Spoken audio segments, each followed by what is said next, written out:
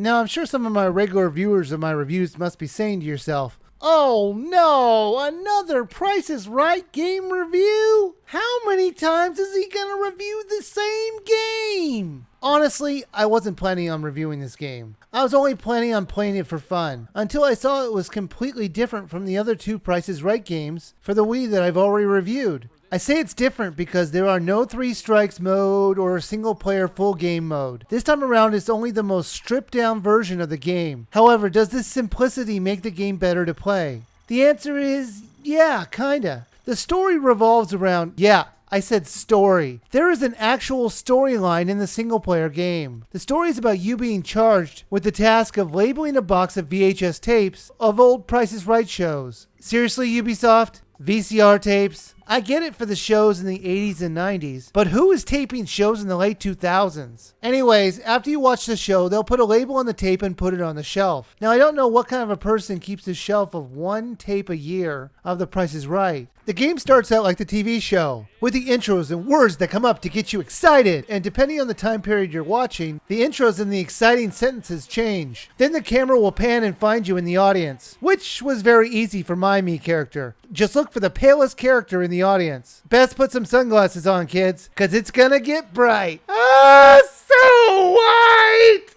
Ah! The game is broken down into 4 sections like the real game. Contestants row where 3 other players try to get the closest price of the prize without going over. After that, you move on to a random pricing game. They usually have you guessing the prices of prizes in very fun and entertaining ways. I would get into more specifics, but they're all different, and it's impossible to pigeonhole them. After that, you go on to the Showcase Showdown, where you spin a wheel against another person to see who can get closest to $1 without going over. And if you win that, you and another person will go guess the price of 1 or 2 showcases without going over. The whole gimmick this time around is that all the correct prices for the prizes are for the time period. So you're going to often have to take wild guesses on how much stuff cost in those days. Now, overall, the gameplay hasn't changed at all from the other versions. However, the way you play it has been very dumbed down. Take the contestants row, for example. You can't lose. The game will keep throwing prizes at you to price until you get one right. They also place you in the best possible position at the end of the line, so you can use the other players' guesses as a barometer for what you should guess. One of the problems that I ran up against was, when I would want to quick past the announcer, you would just keep pushing the A button until you get to the part you want. However, you could accidentally skip the prize description, and you won't have a clue on what you're guessing, because they wouldn't put a picture of it in the corner like you would think they would, and it was very annoying at times. The wheel was the best and worst part of this new game. In both games, I was railing on the fact that the game cheats like crazy in this part, and I do have to say they fixed this by dropping the other people spinning. You will always be the last to spin, and the computer will always have a total to beat. Usually the number was somewhere between 70 and 85 cents, but sometimes I saw it go up to 95. I love this. It speeded up the part that was always the worst part of the Price is Right games. However, I knew the creators had to do something to screw it up, and they did,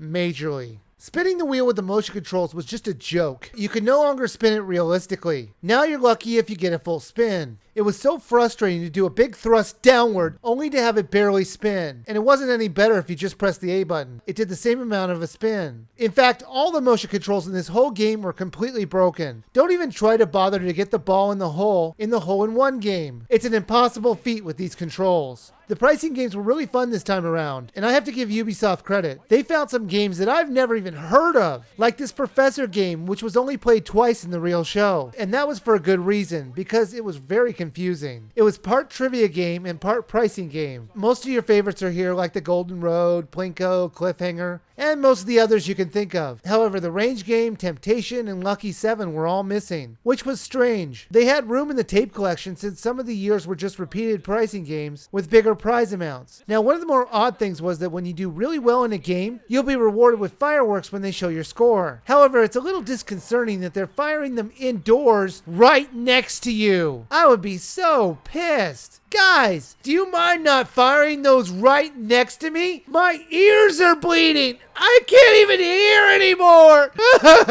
Now, just like the other games, you can unlock clips from the real show to watch. All you have to do is win the final showcase of the show. However, there is no real incentive to do this, since the clips were just awful. Try higher. Higher? No.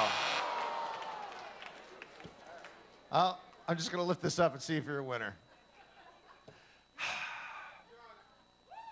No. Was it here? No.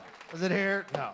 It was right there, folks. Seriously, that's a clip you think is worth unlocking. Even though Drew's clips are terrible, Bob Barker's is not much better.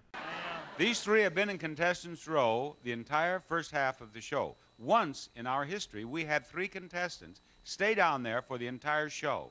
Maybe you'll do it too, Miss Bowl.